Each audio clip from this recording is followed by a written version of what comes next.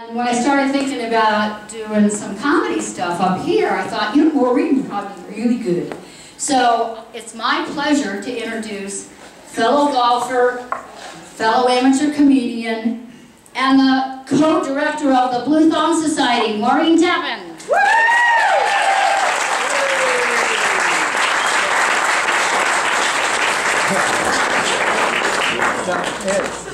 Let's give another round of applause to Sally.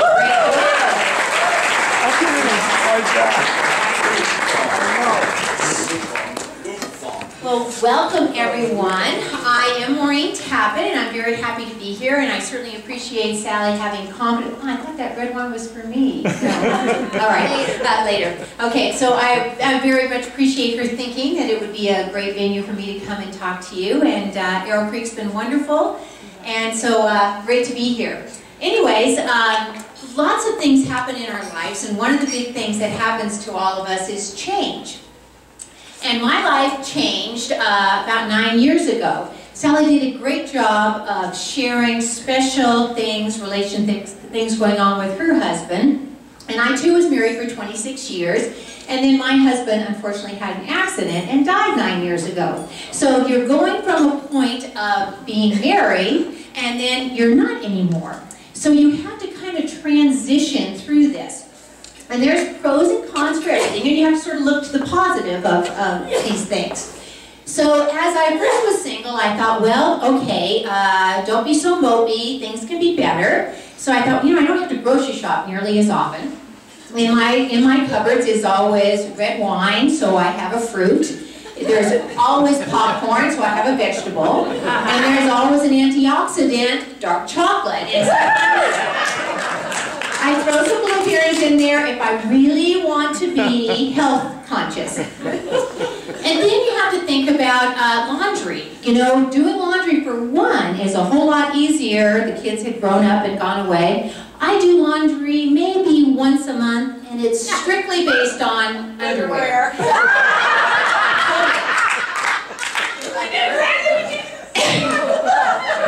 And you can always buy more damn underwear, you know? Not a problem. It's not a problem. And as far as changing sheets, what the hell's the point? There's nothing going on in there. Just roll over to that side part of the night and to the other side the other part of the night. It's not a big deal. But I thought there came a time when maybe I had been alone a little too long. I was singing loudly and, you know, along with songs. Thank goodness nobody else was in the house. And if it was a love song, and, you know, then I was really singing loudly and getting all weird things going on in my head. So I thought, you know, maybe I need to start going out a little bit. And the impetus for this was my dad moved to Reno when he was 85 to help me out, and my sister also lives here in Reno. So he comes and he moves into classic residence, which is a independent living kind of like apartment, and you know the average age is around 80-ish. And he moves in there, and he's a guy, and as the doctors say, he's a walker and a talker, which means he can walk and he can still think, which is sometimes a rarity at 85. So he goes into classic residence, and I say, Dad, you know, let me move him in, get him all settled. And I go, Dad, let me come over and visit you. No, I'm good, Maureen. You don't need to come around. I'll come to your house. You know, he was a retired builder, so he's always puttering around my house. So one day, though, a piece of mail came, and I said, I got to get this over to Dad. It's something important. So I go over there, and I walk in, and right away, there's the group of lovely ladies checking you out. Who is she? What's she doing here? And is she going to be staying very long? Because she doesn't fit in here. So I look at her, then kind of wave. Then I see a guy way down the hall on his scooter, slowly moving in this direction. So I run up the stairs at Classic Residence, looking for my dad. He's not there. Run back down the stairs. About the time I get down to the end of the stairs, Scooter Boy is right there. And he looks at me and goes, I really like your skirt. Thank you. And he goes, you're really pretty. I go, well, thank you again. I'm like, God, nobody said I was pretty. Nobody's ever noticed I wear a skirt. So I'm thinking, I'm feeling pretty good. Well, the ladies are not liking this at all. And they're like chattering over there. So I think, well, okay, I'm going to head this direction and see if I can find my dad. They stop me. Who are you? And I said, well, I'm Bert Horan's daughter, and I just have some mail. I'm just going to drop it off real quick for him. Oh, Bert! Bert just moved in. We love Bert. He dances. And I said, yeah, he is a good dancer. Have you seen his picture in the paper? I said, no, I didn't know Dad was in the paper. Oh, sit down. So I sit down with the lovely ladies, and they pull out the full spread article about my dad, front page. He is there on the front page, sitting on this very couch with 4 women hanging on him. One of them has her damn hand on his thigh. And I'm like, what is this? He's lived here for 2 weeks, he's front page, and already has all these women after him. So I think, all right, I'm going to do something about this. This is the catalyst for me to get out there. And it's about 3 years now that I've been on my own. So my friends are inspired, and they're like, yes, Maureen, we want you to get out there, and we want you to meet people. The married friends especially. The single ones, not so much. And now that I've been single, I totally understand that. Maureen, are you sure you're ready? Don't take the wedding ring off yet. It's been 3 years. Maybe I should take it. No, it's such a pretty ring. Leave that on. You don't seem really ready for us. I don't know. I'm talking to the bridge baron on the computer now. I think maybe I need to get out. You know, when he says, nicely played and hope to see you again real soon, I kind of get into this interactive conversation with him, and I think that's getting a little weird. So the single ones, I don't think it's a good idea, but the married ones, they're all over this. They are like, yes, let's get Maureen out there dating. We're going to live vicariously through her. They think the grass is always greener on the other side. So they have a lot of suggestions of things that I can do to improve myself. I didn't know I needed as much improvement as they let me know about. But they also are sharing information about what they have done. They have done Botox, they have done collagen. Some of these things I don't even know, I just nod my head. They've done things with their hair, something extending out and glue involved. They've done enhancements in this area. And they're looking at me and they go, Maureen, really, any of these things, you would be okay. If you just put on some makeup, it maybe would be good. And maybe some new undergarments, Maureen, you only wear sports bras. And I was like, gosh, there's so much for me to do, and I had no idea. So 30 years I haven't been out on a date, but I'm gearing up now. So I go immediately to the dollar store because I have seen a lot of makeup there, reasonably priced. And fortunately, I even find a jar of collagen. It stings a little at first, but you adapt to it. So I pull my makeup, I have my collagen jar, I go, okay, check, check. Now they said I needed new undergarments. So I think, all right, so I go to the store. And I think, okay, I think I need some new bras. And I'm not sure what size I am because I didn't really feel I needed a bra, to be honest. So I go to the store and I'm picking out all different sizes and colors and go into the dressing room, try them all on, and one finally fits. And so I look at the size, and the size is NA. So I walk out, and I have all these other ones, and the lovely sales girl, sweetie, do you need some help? I just love being called by sweetie by people that are not my sweeties. And so I say, darling, I have found a size that fits me, but it says NA. I think this is horrible marketing if you are calling my chest not applicable. She goes, oh no, sweetie, that doesn't mean not applicable. That means nearly A.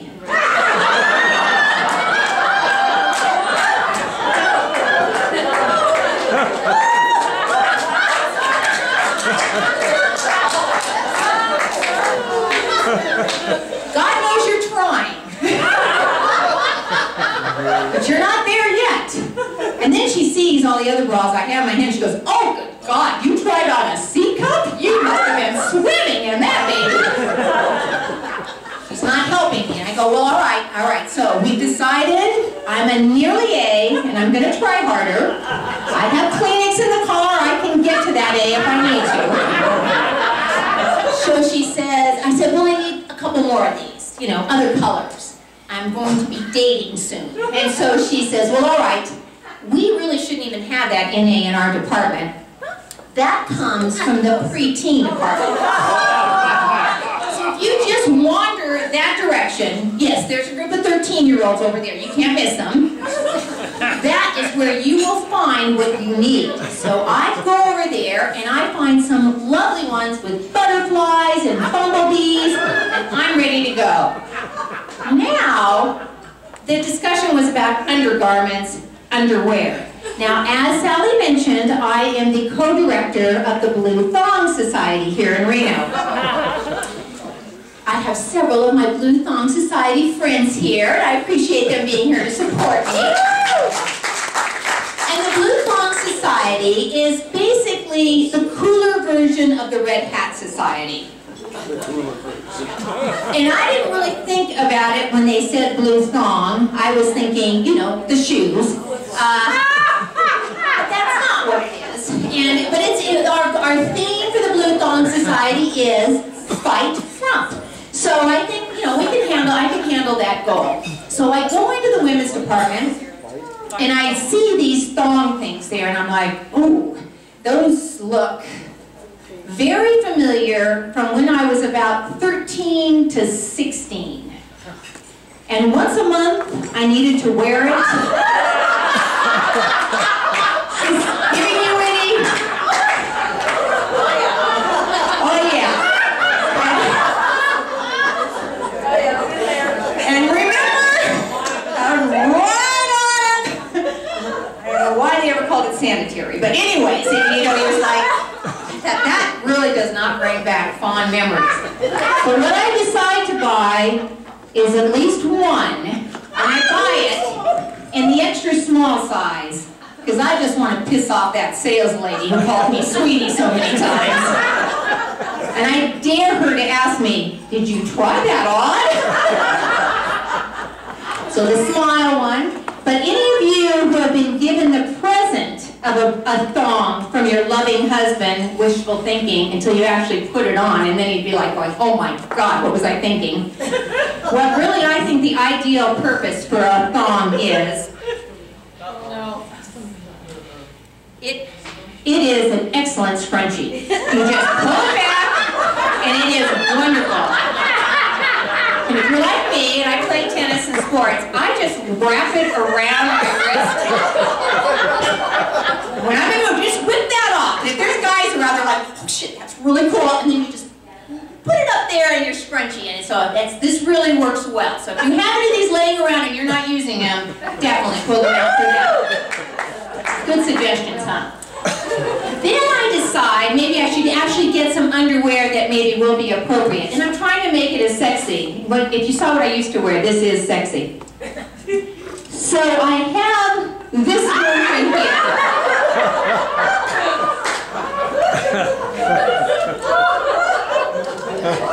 No? It says right on it, no wedgies, no worries. Clearly, I was concerned about the wedgies with the other ones. This one, no wedgies, no worries. So that's number one. The second version is no pinching, no problems. So I have these really hot leopard skin underwear, and I am sure my girlfriends are going to be very, very impressed with my purchases. So the next thing I think, all right, I am ready. I have butterflies fluttering around in this area, but I think, you know, I need to do some research. It's been 30 years since I've been out on a date. Things maybe have changed. So I decide I'm going to go to the bookstore.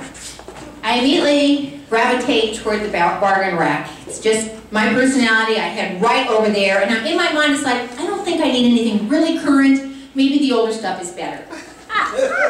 So I find some books. The first book I find is by Rita Rutter. I still have it, I just can't find it. So I thought that was a good one. And then I found a much better one, Sex and the Mature Woman by AARP. And being a member of AARP, I'm going to get an additional 20% off the $4.99 purchase price. So I'm pretty excited about that. But the one that I think is going to get the most attention, how to set his thighs on fire. There is an entire chapter in this book. 15 ways to get your sex kitten out there. I'm like, I need this. I've got the butterflies and the bumblebees. I need the sex kitten. So, I have these books. I also got menopause and how to deal with it, but that's irrelevant. So, I'm in line now, and there's 4 cashiers lined up, and I'm thinking, oh, these books are kind of tacky. So I'm waiting for the right moment to get up to the cashier, and I'm checking out, no, that guy's, no, I don't want to go to him, no, she's too young, she'll just think that's pitiful, oh, she looks perfect. About a 65-year-old lady, see her name badge, says Shirley, I go, yeah, she'll get a kick out of this. So I'm waiting. Oh, no, you go ahead. Okay, so finally Shirley's open. I scurry over there. I have all my lovely books. I have them out. I have my credit card out. And she's just about ready to ring me up. And there's a voice behind her. And he says, Shirley, go ahead, take your break. I'll finish up here. And it's a male voice. So I just keep looking down. And then I slowly look up and he goes, Mrs. Tappan? I'm like, oh.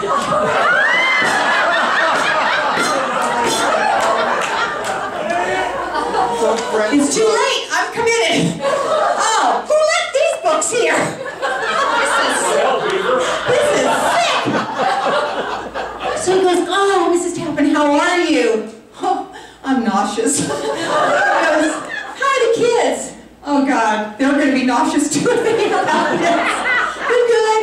So sorry to hear about your husband. Yeah, me too. Finally, he starts ringing them up. There's no more conversation. There's nothing, we have nothing, I can't think of a thing to say, and he's just humiliated, thinking, this could be my mother. Doing exactly what I am doing. So I finally leave, I get home, I read all about how my sex kitten is trying to get out there, and I decide, okay, I'm going to tell my friends, I'm ready to start dating. Let's get on it, you've been bugging me about it, it's time, let's rock and roll, let's bring them on. Nobody. Maureen, they're really not good enough for you. I don't care. Mediocre's fine. I've got sex kitten. I've got butterflies. Come on, anybody. No, we have no one. No one. Going through all this stuff. This collagen stuff's burning all the time. So finally one friend, Lisa, is on the chairlift. And she meets a guy on the chairlift who is a retired pilot. And he says, and Lisa's very cute, and he says, you know, you really should come once a week and go skiing with us because these retired pilots, we all get together, we're a great bunch. She goes, well, you know, that sounds really good. My friend Maureen, her husband knew how to fly, and she's looking to start going out again. Why don't I introduce you to her? I'll call her right now and see if I can give her your phone, if I can give you Maureen's phone number. So she calls me, I go, okay, I guess that sounds right. So the next morning, at 7:30 in the morning, this guy calls me. Now this was about 4 or 5 years ago. At that point in my life, not that it's any different now, I would sleep from about 11 till 2:30. Then I would wake up in a raging heat storm, crash around for 2.5 hours, cursing, another good reason to be single. Finally go back to sleep. So at 7:30 in the morning, I really maybe wasn't ready to be awake yet. But there is Peter. Hi, this is Peter. I met Lisa. I hope it's not too early. I'm an early riser. I'm like, oh, whatever. You're the first guy that's called me in 3 years. I've got to be open-minded here. He goes, so, are you in metaphysics? I go, no, I'm a realtor. He goes, realtor? I go, yeah. He goes, no, I didn't say, are you a metaphysicist? I said, are you into metaphysics? And I go, I have no idea what that was. I think I'm still a realtor. So he goes, oh, no, it's a state of being. I go, no, I'm not in a state of being. I'm getting a little irritated because I told you I'm a realtor, I'm not a metaphysicist. So anyways, I have no idea what it is. So then the next thing, he talks a little longer, and then he finally says, so, do you have a stimulator? Oh my God, it's been 30 years, but do you get that information this early in the game? 5 minutes of the conversation and you're asking me these questions? So I think, I go, okay, Maureen, now remember, nobody's called you for 3 years, you've got to be open-minded here. So I go, did you just ask me if I have a stimulator? He goes, oh, God, no. He goes, I asked you if you had a simulator, a flight simulator. I said stimulator to this guy out loud. And anyway, so I go, yes, I do have a flight simulator. And I said, it has a huge joystick. And he's like, what? We didn't hit it off. So I decided, all right, I'm going to try another technique. Are there any other single people in here? Or is it just me? It's just me. Good, no competition. So the next thing I decide to do is I go to a silent auction and I bid on a dating service. This is supposed to be a $3,500 dating service. And you get 5 dates for $3,500. That's $700, pretty good at math, per date. So I bid $100. Guess what? I win! So I call the dating service and I go, well, I've got the $3,500 special dating package. When do I start getting out of my $700 dates? And they go, we have a certain profile we're looking for, and you have to come in and interview for this.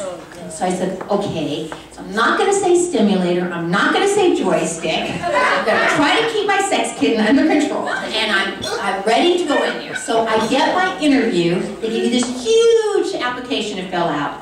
And some of the things they ask about is, what age are you interested? I said, well, 10 years older, 10 years younger, that would be fine. What kind of income would you like this person to have?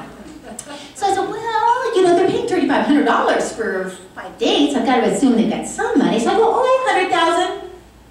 No. I go, really? 100,000? 200? Is that better? No, maybe you should say 50 to 75, Maureen. Okay, 50 to 75. How about college education? I go, yeah, I'd like them to be college educated. Yeah, we see that on your application, that's what you'd like. How about just some college?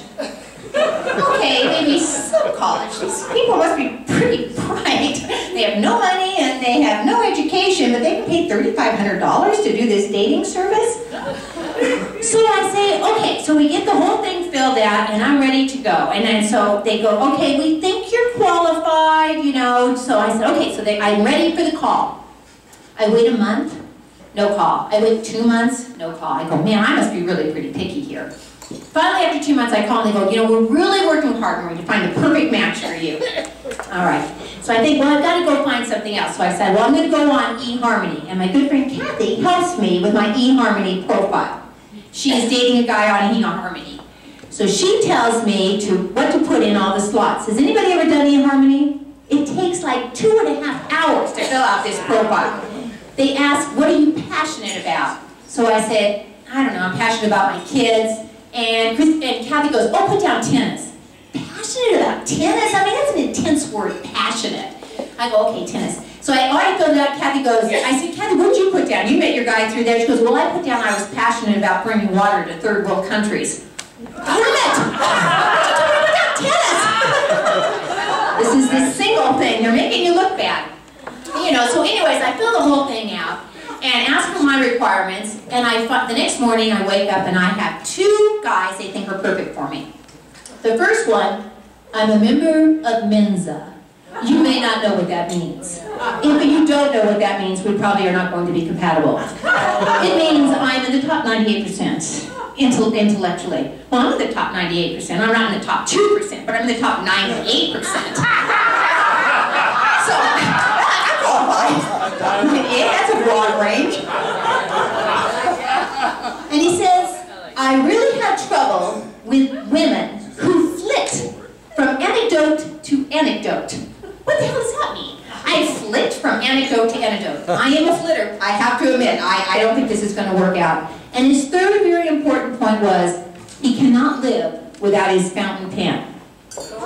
I'm strictly a ballpoint pen person, so, it's just not going to work out. And the second one they thought may be a possible match, he puts down that he is passionate about his kids. spells it K-I-D-D-S. That's not a difficult word to spell. All right? He said maybe he just didn't prove it. That's okay. What will make you happy in a relationship? Great sex, right off the bat. Let's get that out there. Somebody who doesn't have any qualms about running around the house naked. Got some problems with that. And somebody, you know, in their early 50s. And his picture is with his ex-wife. Now, really? You really want your ex? And she's very attractive. So I guess we're setting the bar. So you know what the expectation level is. This is what she looked like. And then he says, and then one of the other questions is, what is your favorite book that you last read? Well, I put on mine, Dating for Dummies. I thought that was very clever. And why did you like this book? Well, I'll let you know after we go out on our first date. I don't get any responses to that. He puts down, I don't read. Okay, fair enough. Doesn't read. Should know that. And like I said, he's about 65 years old. So the last question is, what is your career? And he says, I love being retarded. Really? Did he have a friend like Kathy helping him out with his profile? So I have a goat-loving, illiterate, retarded gentleman. He's going to be interested in me. I'm all over that. So finally, after 6 months, I get a call from the Ultimate Dating Service, and I am ready. I have told them, you know, I've told all my friends, the 6-month date is here. The $700 version is coming. They've been looking for me for 6 months. He calls and he says, let's meet at a Mexican restaurant out in Sparks. So my girlfriends fluff and do, you know, add, you know, these big things in here. And then there's one thing, I don't know if you ever had glamour shots done, but when I had mine done, they put this big, they took a marker pen and they went like this. And I said, what are you doing? And they said, we're giving you cleavage. So I was like really working this. So I'm like ready to go. It's summertime, I have my summer dress on, I have my high heels, and I'm like, all right, we're gonna meet the $700 date. So I get there to the lovely restaurant, and there's a guy sitting there at a table by himself, and I walk out thinking, God, I am so damn cute. This is just going to be so much fun. And he looks at me, and I said, are you Bruce? And he goes, yeah. And I said, oh, I'm Maureen, so nice to meet you. He's sitting down, and he has a baseball cap on. He does not stand, nor does the baseball cap ever come off. So we know two things right off the bat. We know he's probably shorter than me, and we know he probably doesn't have a lot of hair. Maybe on his back, but not on his head. So he says, have a seat. So I sit down, and what really irritates me the most is that he has eaten the whole basket of damn chips. There is not one chip left. And I'm not eating all day, because my friends told me if I eat, I had to put on Spanx, and I didn't want to put on Spanx. So I'm there, and I'm like, damn it, there's no chips in the bowl. So the waiter comes over, and he says, can I get you a drink? And I said, I would like a jumbo margarita.